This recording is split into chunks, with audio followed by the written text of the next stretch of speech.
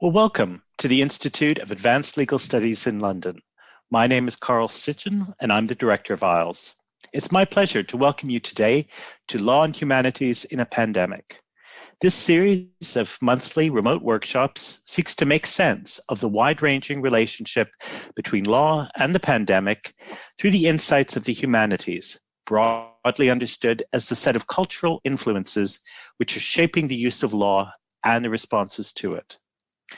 As part of the School of Advanced Study in the University of London, the Institute is committed to a spirit of interdisciplinary inquiry focused on the humanities as a means of better understanding the world we face. Today's workshop is entitled Reimagining the Human Condition Through COVID-19. I'm afraid that one of our speakers, Dr. Ruth Fletcher, is not able to attend today due to illness. We wish her a speedy recovery and will try to reschedule her paper at a later time. However, we have two excellent papers for you, and our format is as follows. Each speaker will have around 25 minutes to present their paper, and questions can be raised by our audience members in the Q&A function at any time. Following each speaker's presentation, I will attempt to moderate questions to that presenter or presenters, and also to raise general questions and comments as well, and at the end of the session.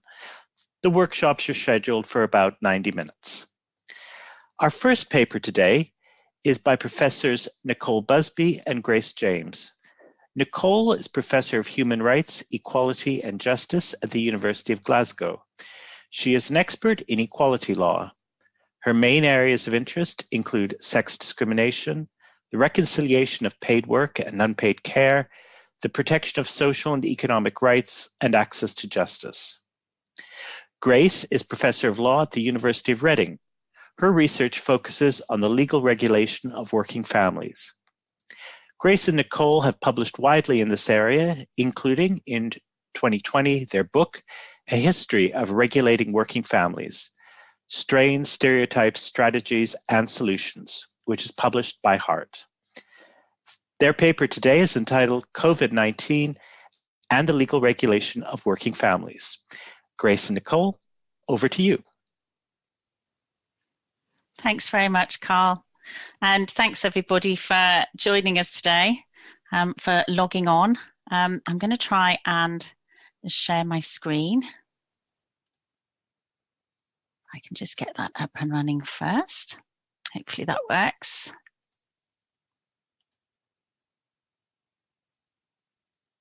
Okay.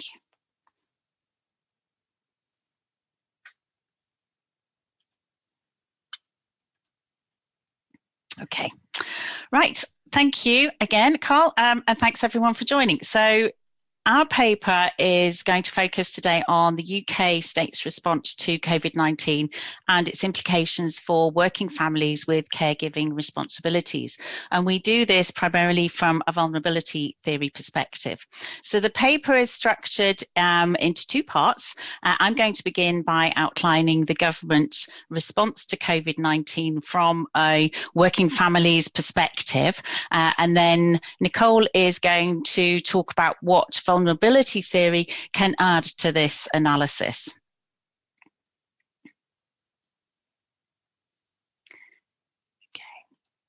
Okay, so if I start then by thinking about and outlining the government's response from a working families perspective. There's clearly been a plethora of government responses over the last year to COVID-19, which have changed throughout that period quite a bit and varied a lot between England, Scotland, Wales and Northern Ireland, and covered a lot of interrelated issues. All of these have impacted in some way on working families, and we draw upon them in our written paper. I'm not going to go into so much detail in relation to them for today, but just to give you an outline of the kind of responses that we're going to be referring to. We're going to be looking at the functioning of the labour market and responses to that. So things like working from home orders and the furlough scheme, schooling and those relating to care providers, so closure of physical schools for most children when they've moved to online provision, limited provisions when the schools are opened, closures of nurseries at different points, childminder provisions, restrictions in relation to care homes, etc. Welfare support, it's been a huge impact in relation to social services and benefits, and also rules as well around leisure and respite and geographical constraints that have had an impact on working families. So that's kind of the big picture of the responses that we're going to be looking at. But in terms of what we're going to be arguing, you know, it seems very clear to us that particular interests have been promoted and other interests have been ignored or sidelined by the responses to the pandemic. There's no doubt at all that the conundrums faced in the UK, as has been the case everywhere around the globe, have been horrific. But I think the lessons are to be found in the detail. And we argue that the interests of working families with unpaid caregiving responsibilities, be they the carers or the recipients of that care, have been an unnecessary and unacceptable casualty of the government's approach. And to make this point, I'm going to highlight three interests or cohorts within working families that have been underrepresented at best and at worst willingly sacrificed in our, to draw on the government rhetoric, fight against the virus. So I'm going to begin by looking at children, and then I'm going to look at responses in relation and their impact on eldercare and also working carers. So let's look to start with then at children's well-being. So children often lack voice and representation in policy formations that impinge upon their well-being. But what we've seen in relation to COVID is an amalgamation of responses that demonstrate just how invisible their needs have been. And a core example of this that I want to talk about is the implications of school closures on children's well-being. The narrative has very much been around the need to close schools to stop the spread of the virus, even when the impact on school children per se was felt to be quite low. So there's a couple of points that I want to make about this kind of lived reality of children in the last 12 months and what we've come to learn through quite a bit of research in this area. Now, schools are key to academic progress, and huge concerns have been voiced about the impact of closures on children's learning. There's a lot of evidence to suggest that this impact is quite real, although it's not distributed equally across society. The shift that we saw to online learning and online provision has left many without access as they have no or insufficient number of devices at home to enable that learning to go online, let alone adequate spaces within which to work. There's also been quite a lot of concerns about grades that children have received as a result of lockdowns and the impact that can have on their future choices. But that academic side of schooling to one side, there's also very important points to be made around social development and physical and mental well-being. And this again has not been given perhaps the importance that it deserves when decisions have been made to close schools. For example, there's a lot of evidence about the increase in the poor mental health of children during the pandemic. And this is deeply concerning given the fragility of CAMHS in the UK already. But most crucially, I think for us has been that the fact that for many children, school is very much a place of safety and a guaranteed meal. For the most at-risk children, there's been a lack of social services interaction, and the stay-at-home, schools closures, and the restrictions that have been imposed in terms of meeting friends, in terms of geographical movement, have all had a particularly problematic impact on children. And for example, there's been a rise of more than a quarter in reported cases of child exploitation and abuse. So those are the serious incident notifications that have been made by councils.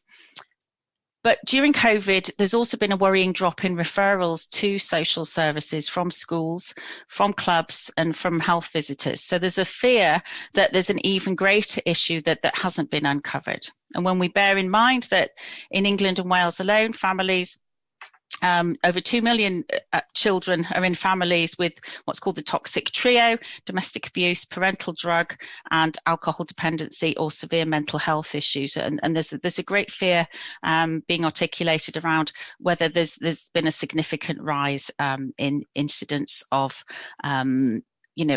abuse, exploitation, in families where there hasn't been the access to schools where that harm prevention really is able to take place.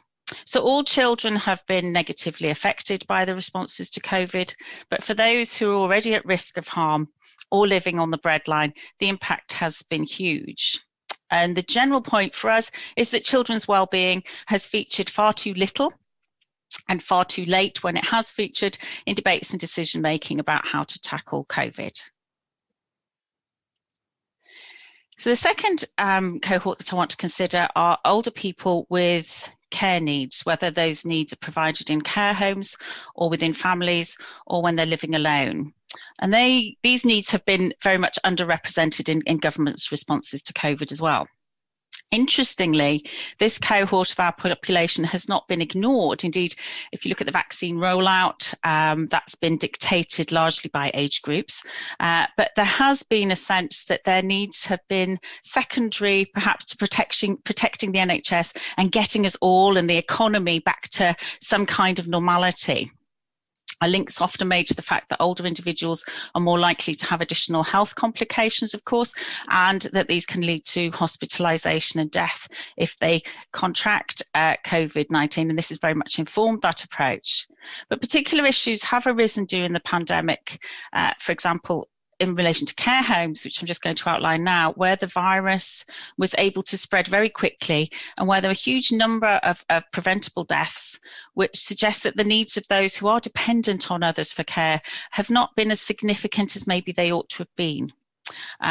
Examples that I've got here are the huge problems around lack of PPE in care homes, which were not supplied or were inadequate, staffing issues, which have been caused by COVID, or stress-related absences.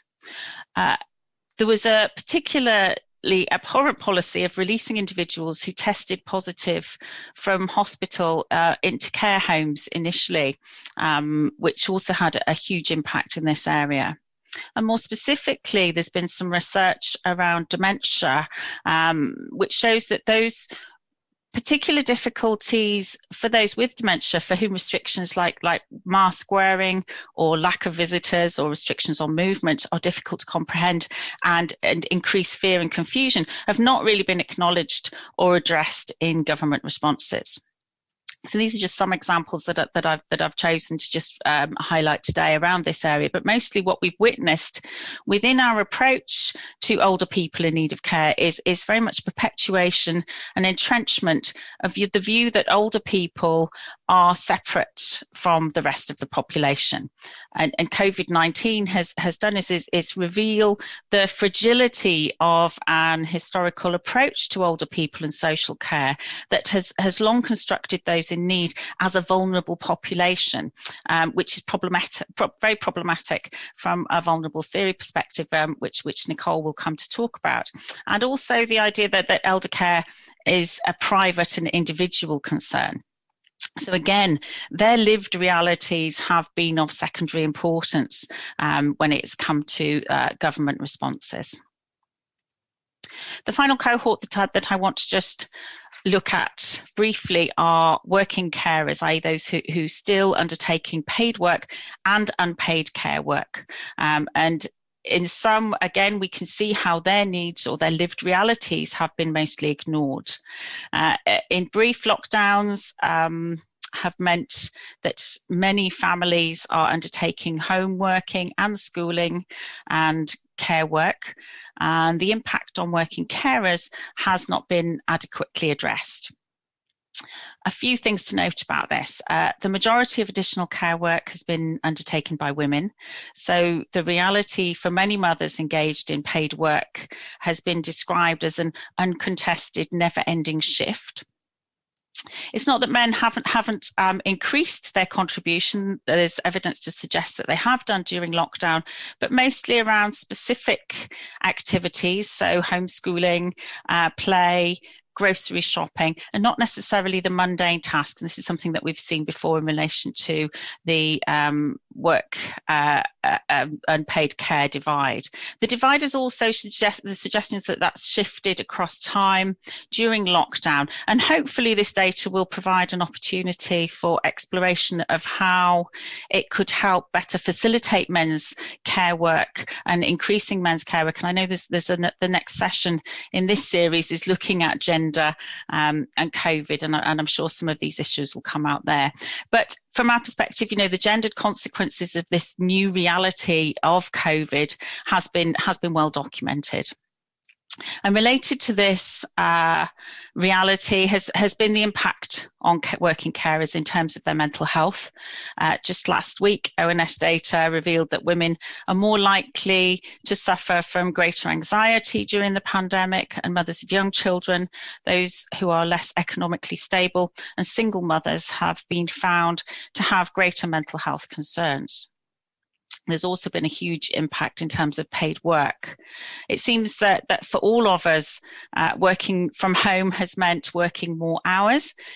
Data suggests that employees are putting an extra 2 hours per day into paid work. And women, it's shown, are more likely to be working in sectors and undertaking tasks where the workload has increased. ONS data also suggests that women are more likely to be furloughed than men, but there's an interesting study which suggests that 71% of mothers who requested to be furloughed for childcare reasons were denied that request, which is quite interesting. So the reality is that working parents, and women in particular, have been feeling the strain in terms of work-family balance as a result of government responses to COVID. And this is going to have huge repercussions in time, in terms of their promotion and their pay, and would certainly influence the gender gap in the labour market.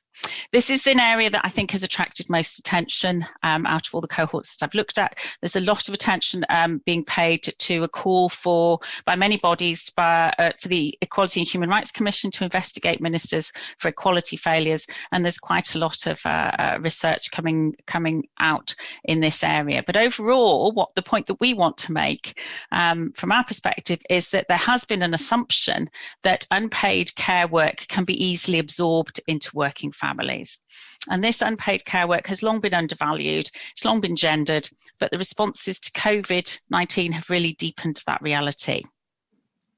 So what we've witnessed overall then is something that we fear we're going to continue to witness as well, unless an alternative approach is adopted, is very much an underrepresentation of the lived realities of working families in government responses to COVID-19. So it's with this in mind that I'm going to pass over to Nicole, who's now going to consider how VT can help us unpack this and hopefully move forward in a positive way. Nicole. Thanks, Grace, and hi, everyone. Now, Grace is my slide operator, so could I have the next slide, please, Grace? Thank you. Okay, so yeah, as Grace mentioned there, I'm going to speak about Martha Feynman's vulnerability theory. In the book that Carl mentioned in his kind introduction to our paper, we did, which is from 2020, we did engage with vulnerability theory in that book, and we used it as a kind of theoretical backdrop to our analysis of the history of regulation and working families. And it's in that vein that we continue this work. We missed the pandemic, actually, when we were doing the book. It happened after we'd finished the book, or at least after it was with the publishers. And so we thought, really, there's so much that vulnerability theory can add to the current context, as outlined by Grace. And so that's what I'm going to look at in the final few minutes or so of our presentation. So very briefly, for those who aren't familiar with Feynman's work, just a very quick outline of her work on vulnerability. So Martha Feynman contrasts in her work the liberal subject with the vulnerable subject. The liberal subject is the human construct which lies at the heart of political and legal thought.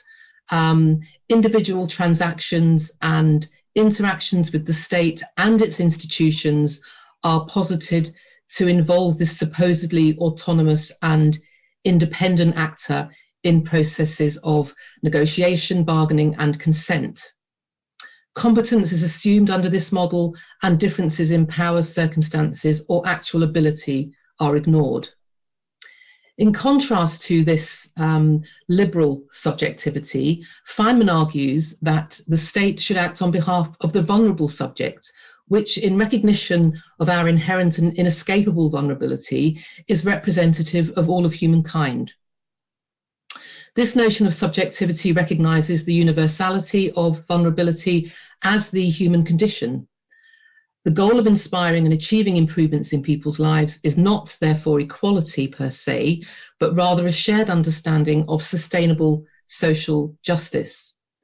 Equality, I should explain, under this particular conceptualization, is an important goal in some respects.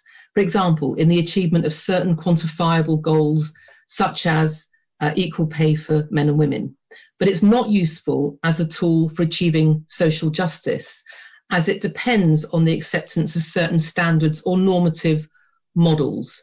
So Feynman would ask, to whom is the subject of inquiry equal? I would ask that, we would ask that. How is such equality measured? This affirms and entrenches such often unachievable standards, so that equality is too often served through a series of accommodations that do not bring about any structural change. And if we're looking at social justice, which is sustainable, we're looking for structural and institutional change. So our vulnerability is both embodied. This is relevant, obviously, to the current COVID situation. Our physical state makes us all susceptible to a virus such as COVID. But our vulnerability is also embedded. We are all part of or connected to social institutions, including the state under its governmental guise, which are themselves vulnerable in various ways. So vulnerability theory, therefore, recognizes and asserts our connectivity and dependence through the various relationships that structure our lives. There's no such thing as invulnerability under this theory.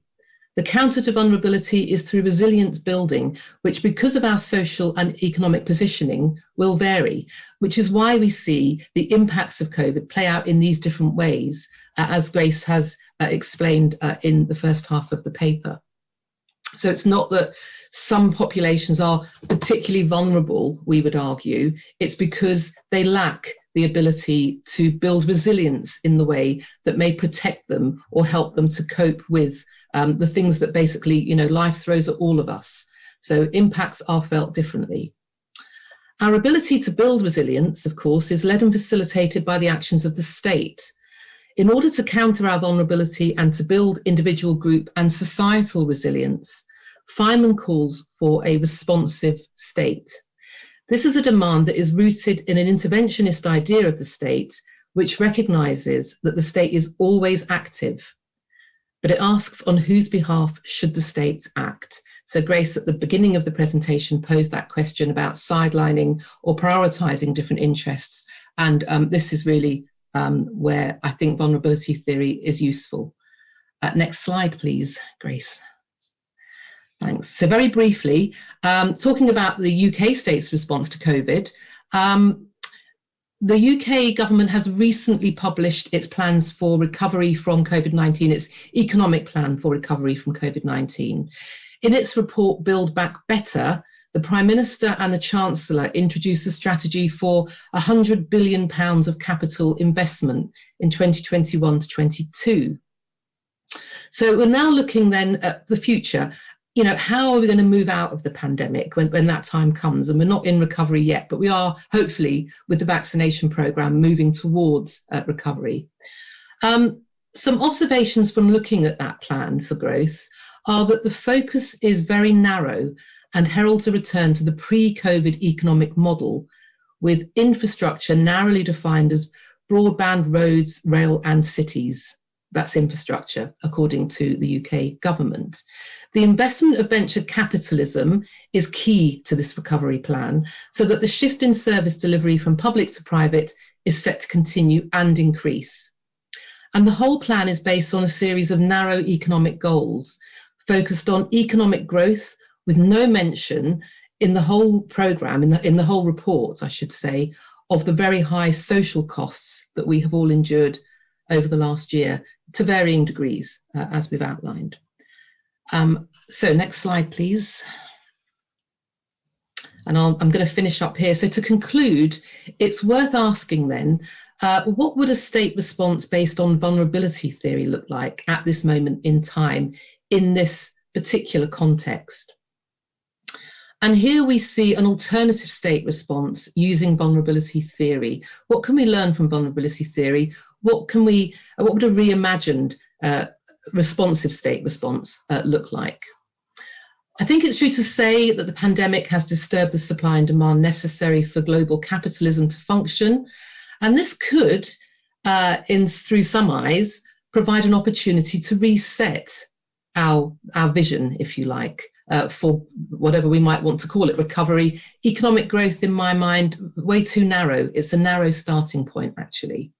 But what sorts of things might we then look to achieve if we're looking for this sustainable notion of social justice in response to the kinds of issues that working families have faced, as outlined by Grace?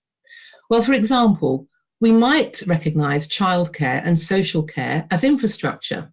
That certainly isn't part of the government's current plans, but why not? It's a reimagining, and to me it makes perfect sense, and I think placed within the context of what has happened during the pandemic, there are very good arguments for making this connection. We might see state investment in social institutions, hospitals, the NHS, but also care homes and other social institutions that would enable individuals and those to whom they are connected to build resilience in the best way possible. And finally, we might look for inclusive targets, not these narrow economic targets or targets for economic growth, which are largely based on inward investment from venture capitalists who, presumably once they've made their money out of whatever it is they're investing in, will move on to a new marketplace. Inclusive targets might be based, for example, on things like a reduction in child poverty rates, the narrowing of the gender and race pay gaps, and enhanced job security for precarious workers, which might enable all of us as a society to build the kind of resilience that would enable, or would help us at least, to guard against the same kind of impacts, uneven impacts, but very serious impacts that we have all experienced to varying degrees over the last year. So vulnerability theory, we would say, does provide this alternative lens and an opportunity to reimagine a different way of rebuilding our society. And we'll finish there. Thank you. Well, thank you both very much for a really very rich paper. And I would invite questions and comments from our audience through the Q&A function at any point. But I'd like to begin that discussion, if I may,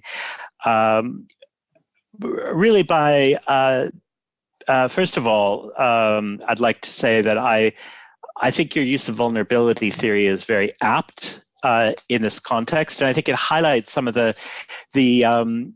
really interesting ways in which vulnerability plays out in the pandemic. I mean, Feynman talks about the importance of vulnerability as universal, and it's interesting how, on the one hand, the virus is been constructed as a universal, that it can hit anyone, right? Anybody can be infected.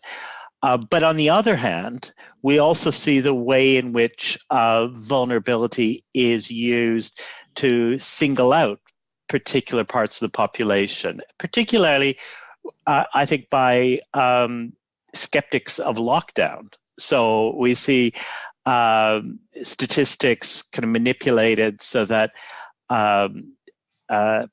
categories like those with underlying health conditions are seen as particularly vulnerable. It usually becomes only those with underlying health conditions have anything to worry about, as if that somehow is a satisfactory explanation, rationale. So I wonder if you could just talk about this way in which vulnerability gets quite manipulated in popular discourse. Yes, I mean, I can respond to that. I don't know if Grace wants to come in. I think that's absolutely right. The use of the term vulnerable populations is something that we've seen, as you say, used time and again since COVID happened, or throughout the whole of the pandemic. My worry with that is that it kind of shifts responsibility onto those so-called vulnerable populations, as if they are in some way responsible for the position that they find themselves in. And at least if they're not responsible for getting into that position, then they have some responsibility for getting themselves out of it. And as you say, some of the COVID deniers have sought to, almost apportion blame and responsibility by saying, well, it only affects certain populations, and if those populations remove themselves from the rest of society, we can all get on with our lives as normal. Of course, that isn't, well, I don't think that can be true. Who wants to live like that? We're all connected. And so those so-called vulnerable individuals or populations are connected to all of us intrinsically. Feynman would say, through our embodiment, we're all equally vulnerable, actually. Our vulnerability or our susceptibility to the pandemic or to the virus may vary depending on the stage of life that we're at, our particular health outlooks, and so on. But actually, it does affect everybody because of our connectivity and our dependency on each other. So I think, governments do it time and time again. Before the pandemic, I lost count of the number of times reading a government policy document on employment, the employment, precarious employment in the UK, where the term vulnerable workers was just, thrown about as if somehow these people find themselves, in a vulnerable state, and actually they need to, we will kind of help them to get out of that, but they need to kind of take responsibility for that. So I think, it's a term which is misused in my view. And I think the recognition of universal vulnerability is actually a really positive step in the right direction in terms of equalizing, if that's the right word, our physical state and our embeddedness in those social institutions, which ought to be part of our way out of this. Thank you. Can I just add Grace. to that? Yeah, I mean, absolutely what Nicole's saying, but I think there's something quite sinister about it as well, isn't there? Because it's about existing allocations of power and privilege, and what we're doing is we're bolstering those by othering individuals and saying, that it's that idea that's very much at the core of Feynman's work around valorizing the autonomous, the independent, those who can fight COVID or can survive through these things. Whereas I think what her theory very much does is gets us to question that by refusing to accept anything other than the embodiment that coalesces around this single unifying feature of our humanity, which is vulnerability. So I think it's very powerful. It's quite a simple theory in many ways, but what it does is actually works to contradict much of what you're saying and much of that narrative, I think. And in hearing your description about government policy, one thing that struck me is how it is as though very much a liberal subject is in the imagination of policymakers, especially at the beginning. That, and I suppose one of the challenges is those liberal subjects do exist out there. The impact of the pandemic has been very uneven. It's obviously affected everybody. In that sense, it's universal, but its impact is uneven. There are those who have profited from the pandemic, and those whose career prospects have no doubt improved and accelerated because of the way in which working patterns have changed. I just wonder if that is a frustration in thinking about vulnerability when you have that kind of unevenness in the way given, and which is a result of the way in which society is structured and the way in which the workplace is structured. Completely. I mean, this is what's so wonderful, I think, about vulnerability theory. It's a great leveler, and it really does try and illuminate some of those issues. And there's a lovely cartoon where it said that, you know, we're all in the we're all in the same storm, but we're not all in the same boat as far as COVID is concerned. And I like that. It makes you think about that, and in terms of, you know, well, yeah, who has the best boat, and why do they have the best boat, and whose interests are being promoted, and who's going to come first in this race if it's a boat race, you know, and why are they going to come first, and who's allowing that, and are we comfortable with that, and should we be helping each other? There's lots of things that it raises, and we found this in our book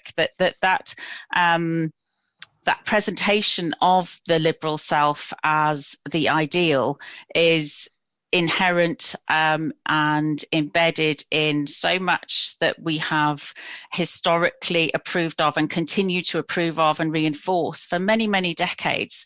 And what COVID is doing is allowing us an opportunity to really look at this and to really, as Nicole had said, reimagine something else. And I think that's the difference now, is that this has always been there, but this particular time in history is providing an opportunity for us to really investigate some of those privileges and what we can do about them. We have questions from our audience, and they touch on some of those points that you've raised about reimagining and thinking differently, which is really the theme of today.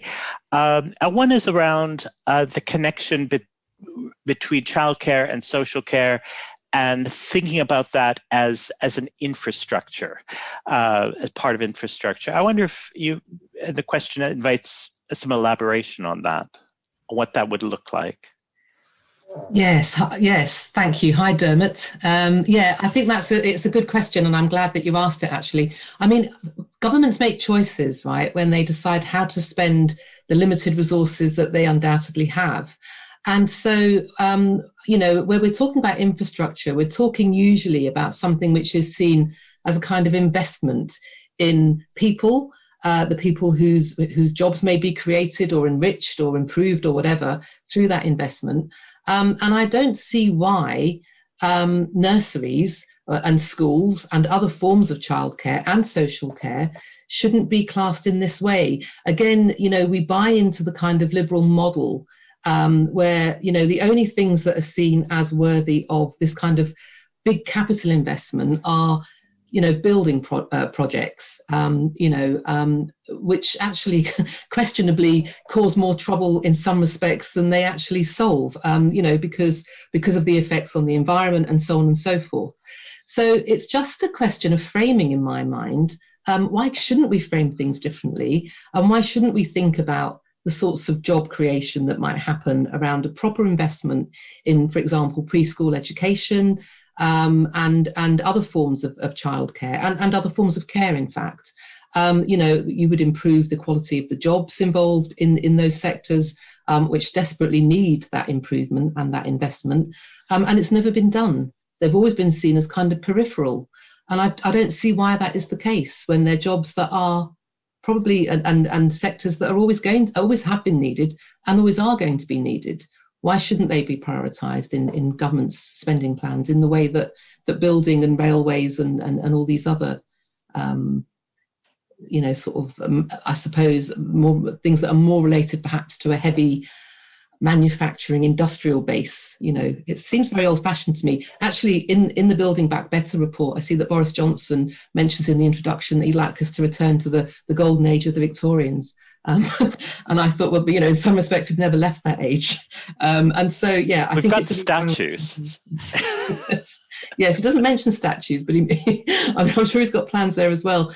I think we need to move things on, and I think we need to rethink some of this. And it would be great to start with rethinking what we mean by, investment, government investment.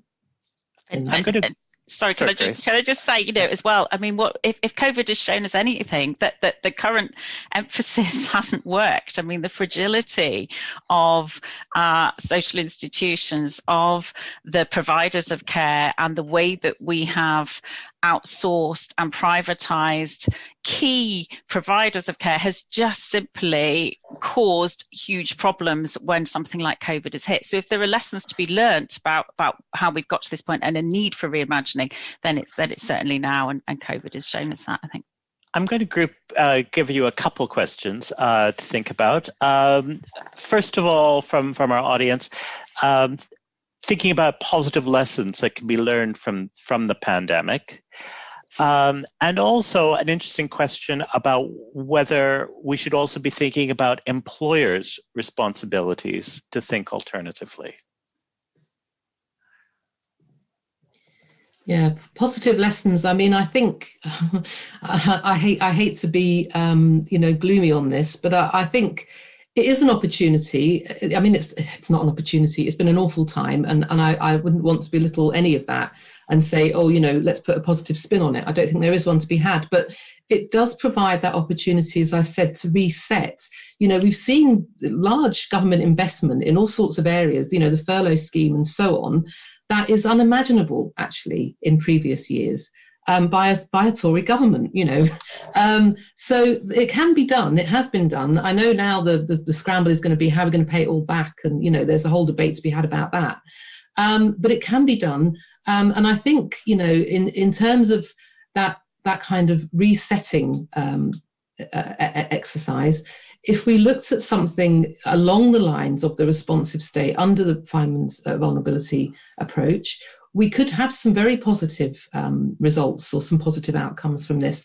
I don't think, from what we've seen, but I don't think we're going to get them, which doesn't fill me with very much hope. It's just an immediate fallback to the pre-COVID times, or before that, the Victorian era, the golden age, and so on, without any positivity or any lessons learned, really, from as far as I can see at this stage.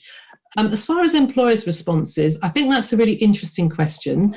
I do think that employers I mean, I don't know, there's all sorts of things that could be looked at here. I would like to see a real evaluation of a 4-day week with more homeworking, a blended approach, homeworking and, office or working from a workplace. I think that would be great. I think some employers might be quite keen or receptive to looking at that. But really, again, employers take their lead quite often from governments. And so I think we do need to see something in terms of social policy, which might lead us down a more positive path. And unfortunately, from what we've seen so far, it just doesn't seem to be there, at least in the UK government's response. I don't know if Grace wants to add anything. Yeah, I've got pretty much the same points here, but there's a couple, I suppose, in terms of positive lessons. I'm hopeful that this might start some serious engagement around facilitating father's care giving, because a space has been created for that, and it's your identity then as a worker, as a male worker, has shifted in the reality of what you've experienced over the last year. And it'd be nice to see if something comes out of that. It'd be interesting to see if anything is said about that at the next seminar, because I know you're going to be talking about gender there, and it'd be really, there's some good papers due, and I'm interested to listen in and see whether anything comes across on that. But the second thing for me was flexible working, which you've picked up on. I mean, as long as flexibility is seen as a positive link to mental well-being, facilitating care and wellness, and proactively encouraging that within the workplace, then it's a good thing. If it becomes something else, then it could very much just fling us back to a couple of decades. In terms of employers' responsibilities, I'd like to see some soul searching around assumptions and silences to do with care work. I think it's not so much what employers have done, it's what they haven't done. And I think a lot of assumptions have been made by employers around care work. And it's been a very easy, convenient thing to just not really give attention to. But I also agree that their role in building resilience, it has to ultimately be state-led, and the responsive state has to be key in pushing forward any of those kind of responsibilities or lessons that we've talked about.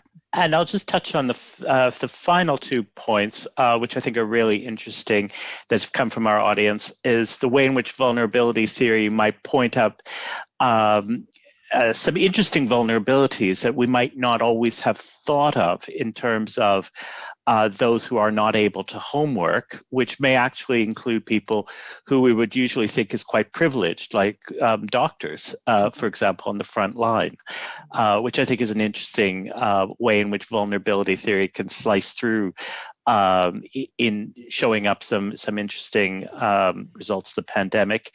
And the final point concerns rights talk and whether there's actually been very little that's been framed in terms of rights, women's rights, women inequalities work throughout the pandemic. So any final thoughts? Yeah, briefly on those. I mean, I think the issue of sort of the so-called the impacts on privileged sectors, you mentioned doctors, is a really interesting point. And we see unequal impacts there as well. So we see, for example, racial impacts, some of those early deaths actually under the pandemic were doctors, BME doctors who, people were sort of saying there must be some kind of genetic predisposition. Actually, all the research now is saying, no, that isn't true. There may be some kind of coding within people's physicality because of deprivation in the current generation or previous generations, but it certainly isn't something that is biological. So that's very interesting, and I think something that does merit quite a lot of thought. On rights talk, I think, it's a really good point. Again, I mean, there hasn't been very much talk about rights, and yet we've seen all these uneven impacts, particularly on women, as Grace outlined, but we haven't even mentioned, or Grace, I think, mentioned in passing, the impacts on things like domestic abuse and violence against women and girls under the pandemic. I mean, again, I think, yes, we should be talking about rights. Feynman would steer away from that and say rights are individual and we don't really want to go to the individual. But I put the emphasis there on collective responses. If we saw a government which actually engaged properly with trade unions and with collective forms of particularly, workers' representation, we might see something better coming out in terms of rights protection, which we desperately need. The COVID pandemic has certainly shown us that. Well, I want to thank you both very much. Really fascinating paper and a great discussion. And now I want to turn today to our next speaker, who's Professor Jill Marshall. Jill is Professor of Law at Royal Holloway, University of London, and is a qualified lawyer.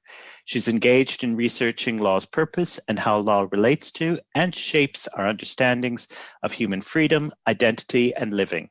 She's the author of 3 books, including Human Rights Law and Personal Identity, published by Routledge in 2014, and numerous peer-reviewed articles. Jill's paper is entitled Law, Everyday Spaces and Objects, and Being Human. Welcome, Jill. Over to you. Thanks very much, Carl.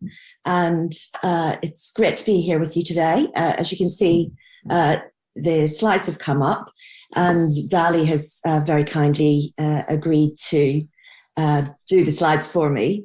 So I will also be saying, move on to the next slide, please, which is a strange feeling.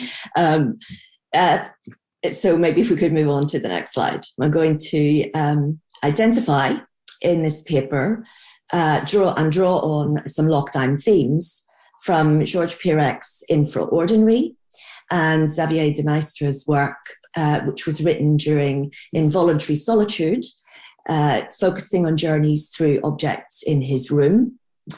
And I'm going to explore how their methods help us to find our own anthropology and their potential to change our ways of being and living in dynamic and transformative ways. And I'm going to use the structure that's set out on the slide there today, firstly setting out some information about the writers and from the writers, before moving on to how their work can be used to reimagine ways of living.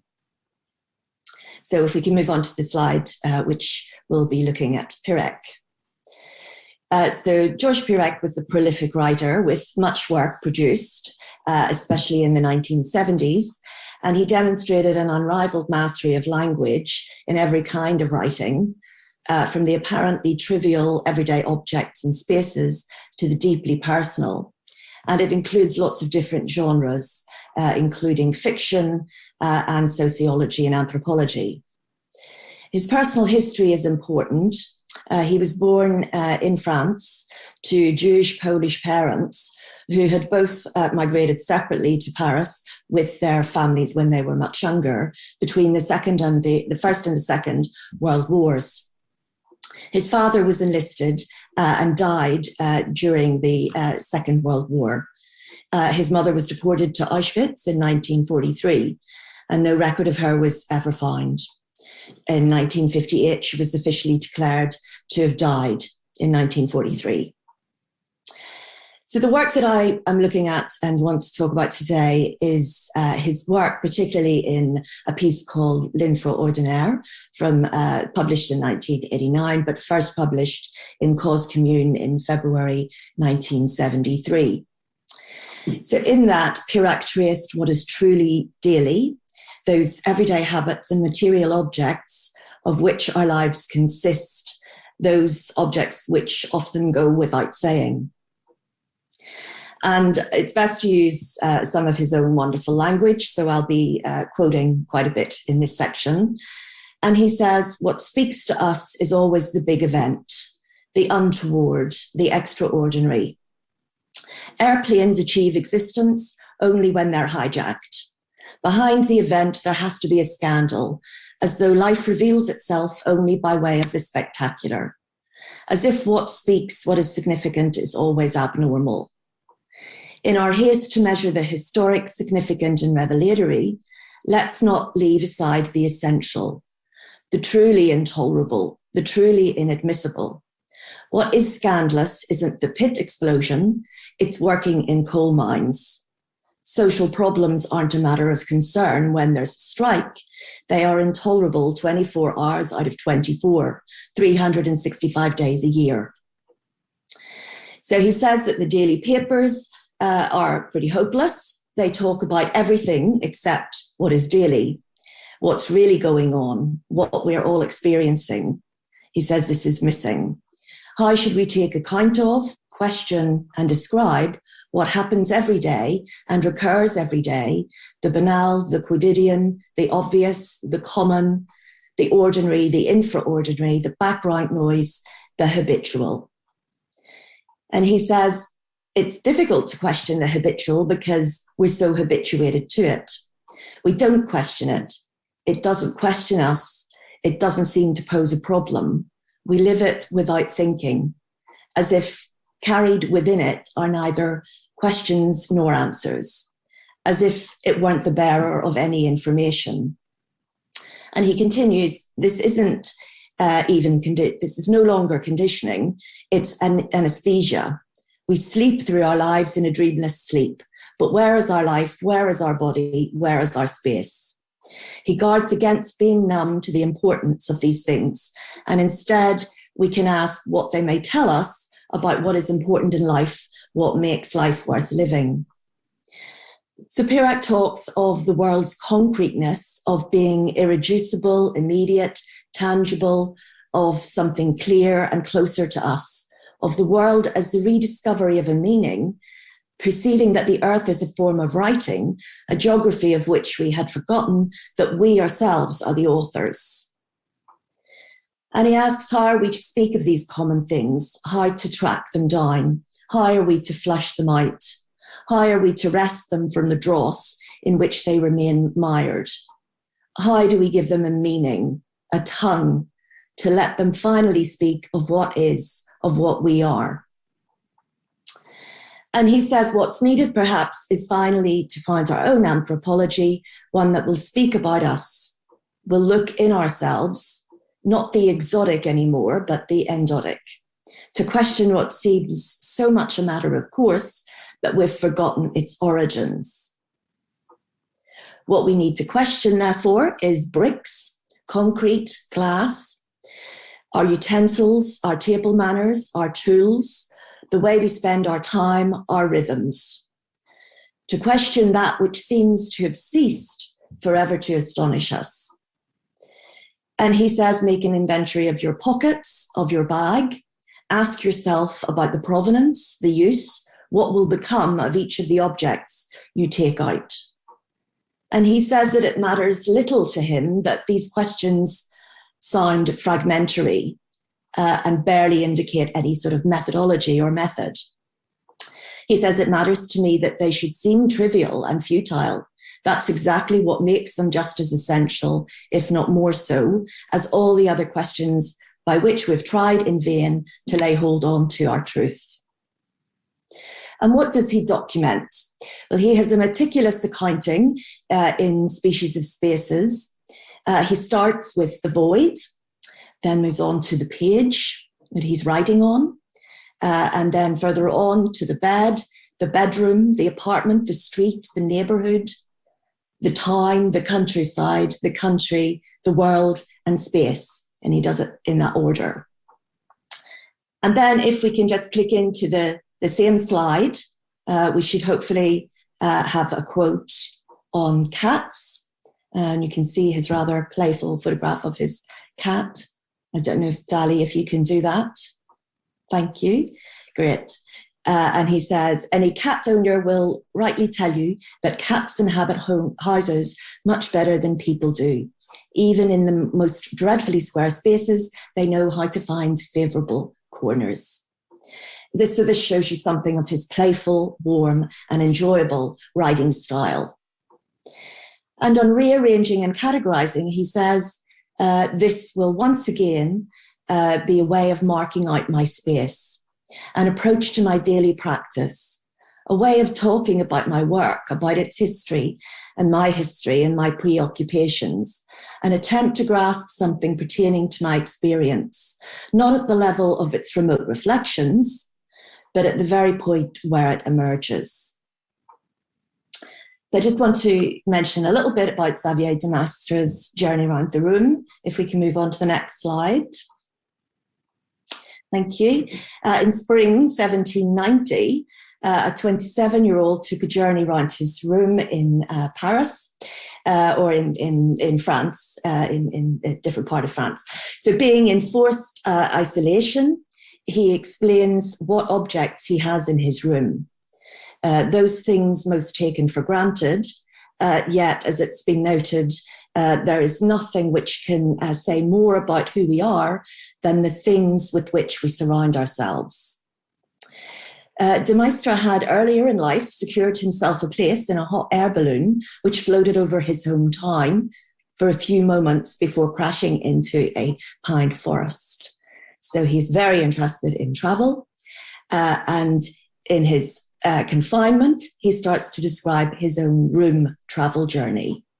He starts with geographical bearings, with the size of the room, with its shape, but then he crosses it without rule or method, as he says, with his soul open to every kind of idea, taste and sentiment, to avidly recognize what presents itself.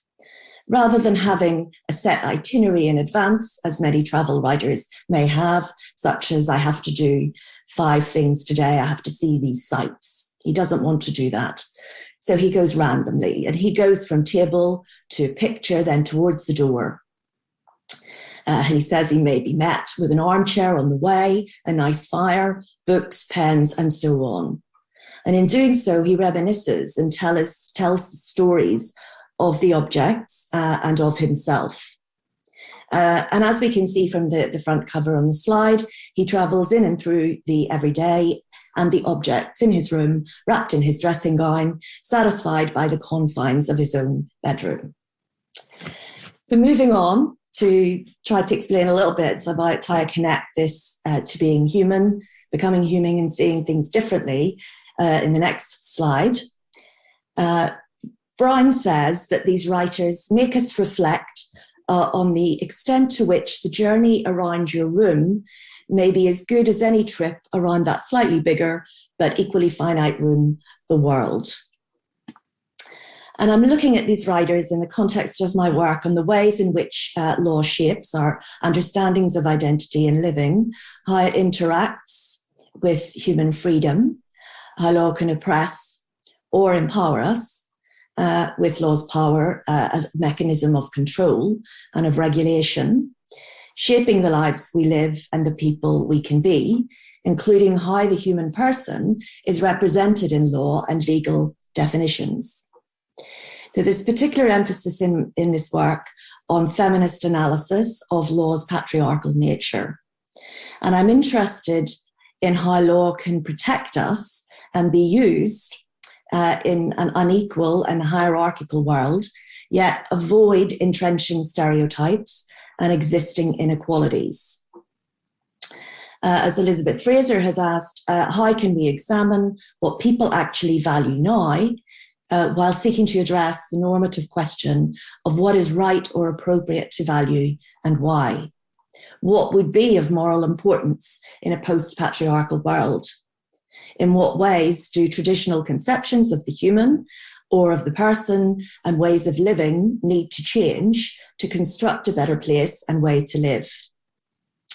To feminist and other visions of the future and utopian aims of transformation to a more just and post-patriarchal society have played vital roles in changing lives for the better, but can lead to accusations that they're authoritarian or certain aspects are authoritarian or too abstract, which could and can be seen as dictating to people how to correct their behaviour and setting out one right answer to overcome oppression. Critical theory focuses on the problems of law and legal frameworks, highlighting what is wrong with them. But it's also important to be hopeful, to think of new conceptual ways out of what is happening now to make the future better than what we have now. And so becoming out of being. This isn't an either or project, so not either criticising or producing utopian visions. As Davina Cooper in recent work has said, we need to move away from arguing about whether critique or hopeful reimagining is the most worthy of our time and attention, and develop instead richer ways of thinking through their interconnections. So COVID lockdown forced those of us who were previously free to move to different spaces and places into physical confinement. It restricted our ability to meet and to associate and to assemble with others, including often with family, with friends, and with loved ones. Certainly in the very first lockdown, we stayed in those spaces and surroundings in which we were placed at the time of lockdown, and for most that was our own homes. Observing, recording the everyday objects around us, of how they make us feel, of what they remind us of noticing what works and what is frustrating, can be part of the transformation to new and better ways of being human and living. This is through our being in the world with and through other people, including the legal, political, and social structures, seeing and acknowledging us as being fully human. So if you like, this is a philosophical approach to the everyday, a kind of structural phenomenology concerned not just with the objects themselves, but with the discourses around them. And during the lockdown, our lives have been shown to be intricately connected to each other's. What happened far away has affected the whole world. The local and the global have been shown to be deeply connected, whether people like it or not. And this has highlighted how we can care for each other and how we do care for each other, from our intimate partners and families to those we don't know, including groups of people, for example, the elderly, the homeless, the disabled. Forced confinement for many has made us more aware of how we feel at home, how secure or how in fear, whether we feel disconnected, lost, alone. And this has challenged for many the very assumptions we live by. What can we learn from what we have and want to have around us? So for those of us wanting something better, more just in the current world, the focus on everyday objects and spaces demonstrated in the two works I've talked about, in Pirec and Maistre's work, provoked a sense of confinement in lockdown, and this potential to liberate our ways of living, but starting in the present. There's something in the ordinary that comforts, heals, and restores by resisting bigger ideologies of what it is to live or to be. And this is a method to cultivate an imaginary sphere, providing a window to its more directly lived counterpart. Pirec's playful fieldwork guides the observer or writer, in Michael Sheringham's words, to stay tuned to an elusive frequency and remain reflexively vigilant. As such, it leads to some other knowledge or understanding, particularly for ways of observing places and recording those observations. And this is a refraction and transformation of the everyday. This is a way of seeing otherwise familiar things and places. As Sheringham observes, the everyday, these writers suggest, and this is a quote, is where we already are. To find it, we cannot arise and go there, in Yeats' phrase, but we have somehow to bring about a transformation that will make it visible or palpable. The everyday is both superficial and profound, strange and familiar, insignificant and fundamental, outside praxis, yet the harbinger of anarchic energies.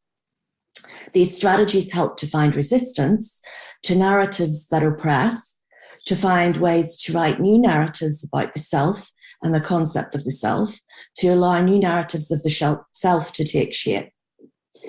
And the starting point is to simply recognize that we are here. This is where we are, focusing on the present. And this is not a solipsistic withdrawal into individual selves. There are many ways I see the themes and other work developing from this, with analysis in international human rights law, working with different groups to hear participatory forms of their knowledge emerge from other people, to give them a meaning, a tongue, to let them finally speak of what is, of what we are. So I think there's another slide after this, just to sort of set out some of those other themes, which I'm not sort of focusing on today.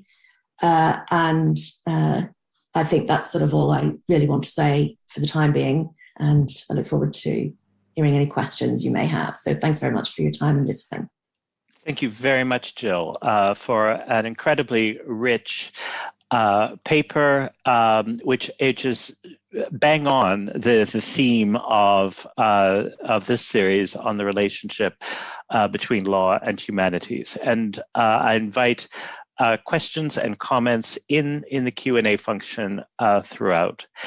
I did want to start the discussion, though, maybe with a slight playing devil's advocate slightly to the ideas in the paper. And I did wonder the extent to which I think you actually paint quite a utopian picture of the journey round one's room. But I do wonder whether, from the other side of that, is the extent to which maybe for our own survival, we can also become incredibly disciplined under conditions of lockdown, the situation of withdrawal, of especially for those of us who in many ways are privileged in terms of how we can survive under lockdown, but we can become in many ways very focused, very narrow in our outlook, rather than being able to have take a broader picture.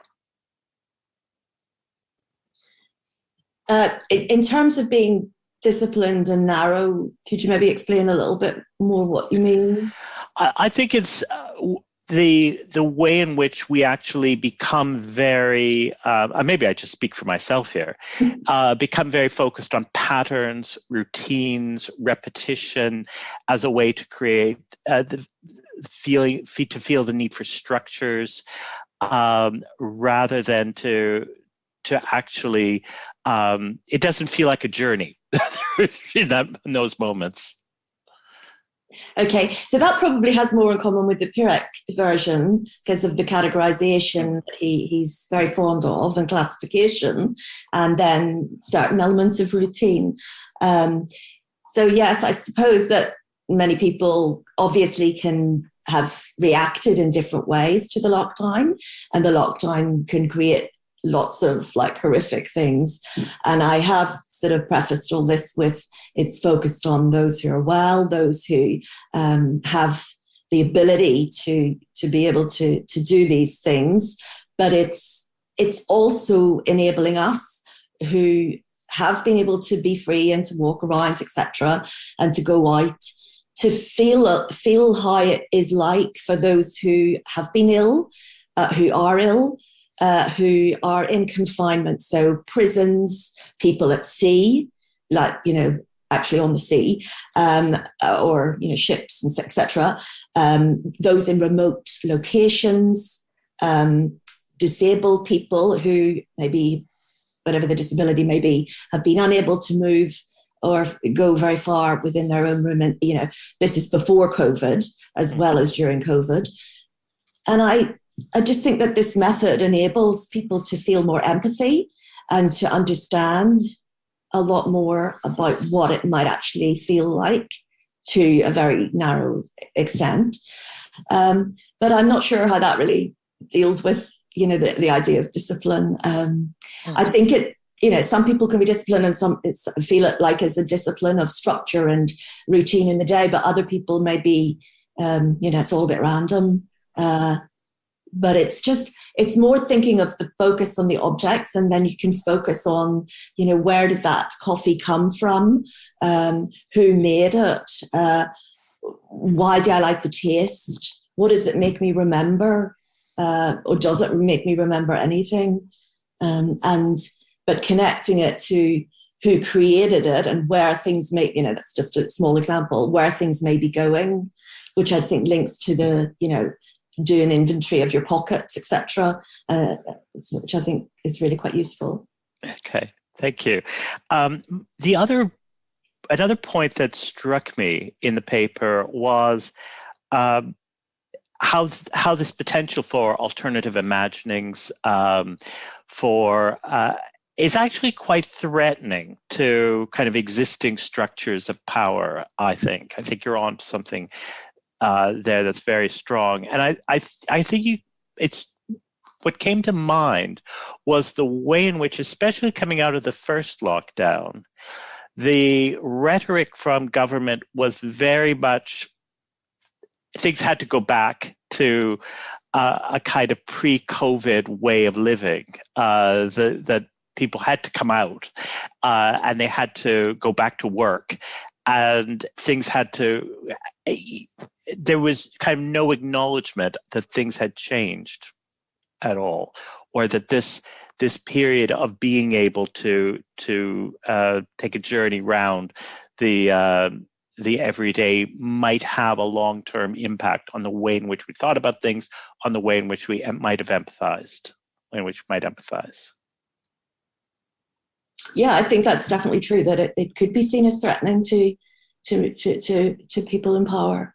So it's I suppose it's also trying to think of the best way to try to resist the power, or to change it sort of through it. So in some ways you have to collaborate and to speak the same language and to use the same tools, but at the same time you want to try to really transform things. But I think we've seen this in some of the protests and the different work that has been going on through the pandemic, with the Black Lives Matter, and now with Clapham Common, and various other issues that, there's so many. And I think that, there's actually maybe slightly dangerous in many ways of just because the government is just, dealing with things in many people's views so badly that there will have to be some sort of change. Otherwise people just won't accept it. I think the other thing you allude to there is creativity that has come out of this period, and new forms of creativity. Obviously, there's been, one of the tragic losses has been that some creative industries have just not been able to function, but that doesn't mean that creative work has stopped. It takes new forms and different forms, and we see that especially online, but in other media as well. Yeah, I think that's definitely true. Yeah. An interesting question from our audience, asking you point toward the everyday as having anarchic potential. How can that potential be realized through law? So could you connect it a bit more to the legal domain? Sure. So I think there's just lots of different ways that could happen. It could be through completely. So when I say law, and I'm not sure if the questioner meant in this sense, but it could be policies of for education and for working practices, to link it to Nicole and Grace's paper, for example, to that, to shift to different emphasis.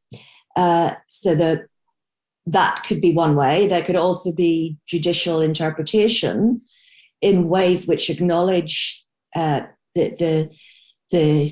way people are having to live their lives in the current situation by different law courts, and different situations in family law, in human rights law.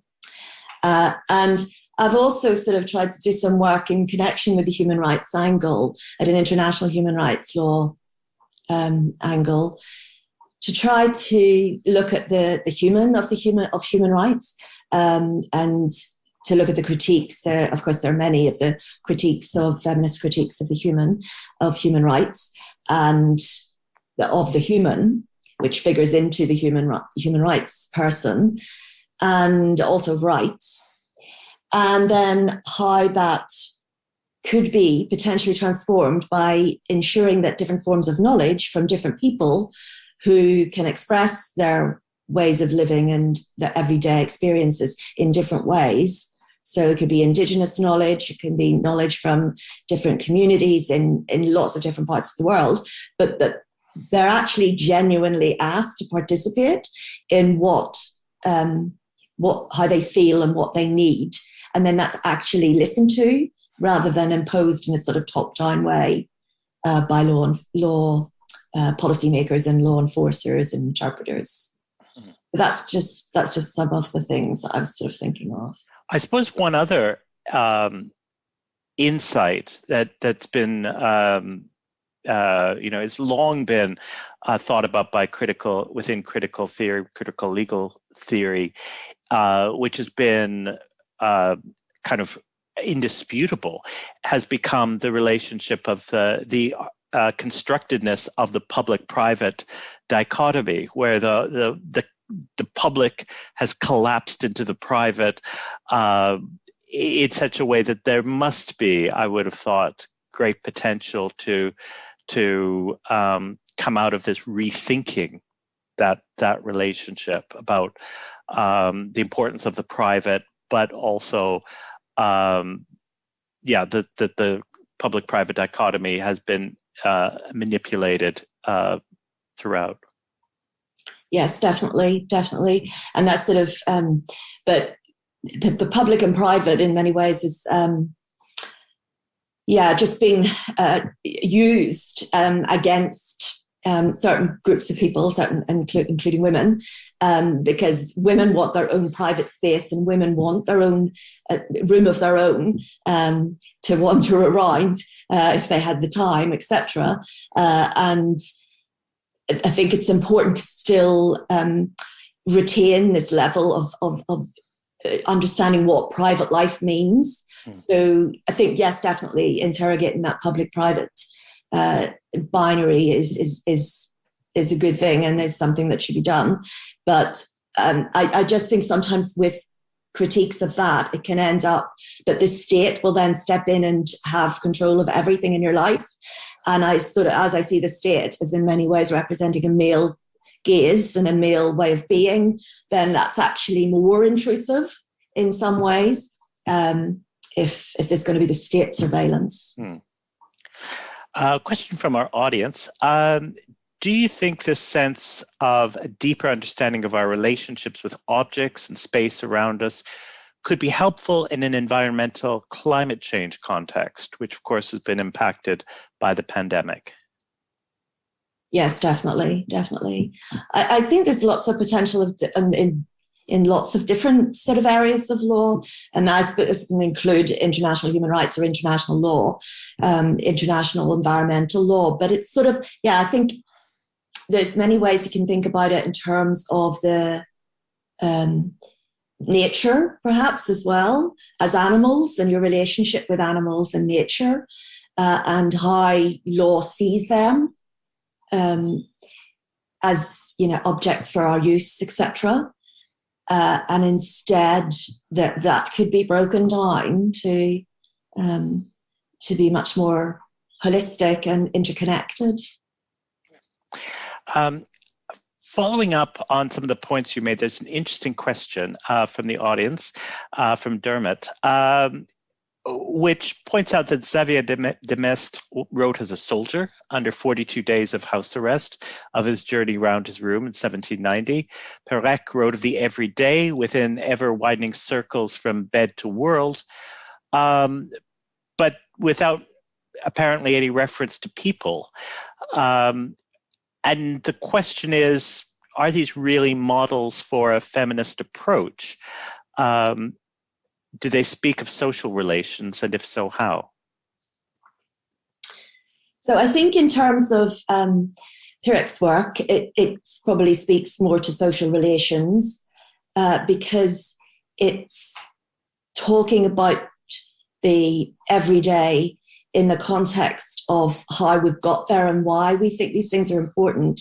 So, the example of the coal mines and the explosion, the pit explosion and strikes and working conditions. So he connects those things to those social context.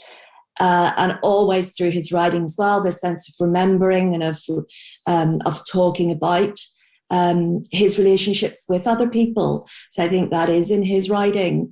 I saw that a bit as well in Xavier de Maistre's short book. I mean, that really was sort of a bit of, that's not the work that I'm exploring the most, because I just find it really illuminating during the first lockdown, because there's such an intense focus on particular objects in your room. And I think that methodology has great potential for lots of different ways of connecting law with real life, the real life existence of the real lives of people who maybe don't know anything about law or who aren't really that interested in it, because you can tell stories sort of through the objects in the way that I mentioned earlier about the coffee, for example, or this is a T-shirt from Primark. Who does it? Who made it, and why do I have it, and all those sorts of things. So I think I do see it connecting to people and to social relations. There's a sense of also how individuals feel doing, this sort of, looking at objects and classifying, etc. But then they can talk to other people and see what their experiences are and share that, and then see actually maybe there's lots of similarities in a sort of consciousness raising type of way. And that can then give people that sort of empowerment to let their tongues speak, if you like, to use that language, which of course is in Catherine McKinnon's work as well. Well, thank you very much, Jill. Fascinating paper. Really look forward to seeing the full version, full paper when we are drawing them together for publication. So thank you very much, Jill. And in fact, I'd like to thank all of our speakers for joining us today and presenting what I'm sure you'll agree were really deeply textured papers. Thank you as well to our audience for joining us and for your participation. Our next workshop in the series will be on the 21st of April at 1500 British Summer Time, and I hope you will join me then. Until then, it's goodbye from the Institute of Advanced Legal Studies in London. Goodbye.